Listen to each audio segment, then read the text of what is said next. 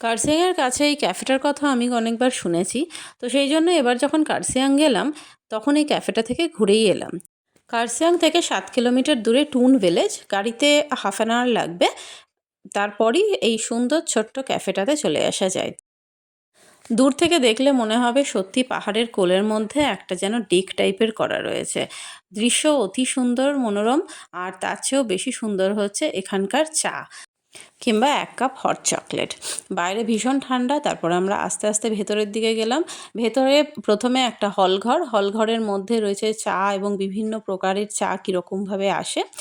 তারপর ভেতরের দিকে গেলে দেখা যাবে পুরোটাই কাঠের তৈরি এবং ভীষণ সুন্দর একটা পরিবেশ। খুব সুন্দর, দেখতেই পাচ্ছেন চারদিকে পাহাড় আর তার মধ্যে বসার জায়গা রয়েছে।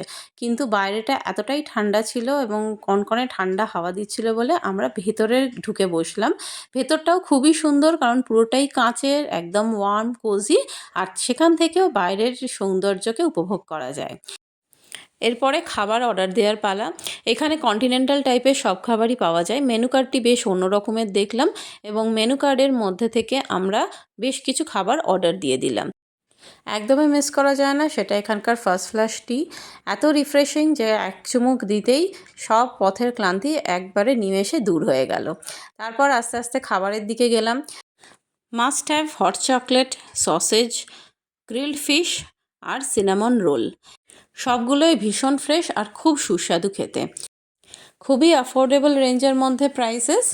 আর তারপরে এখানে প্লাম জ্যামটাও কিনলাম। কিনে তারপর কিছু ফটোশ্যুট করে সুন্দর দৃশ্য দেখে তারপর আবার ফিরে এলাম।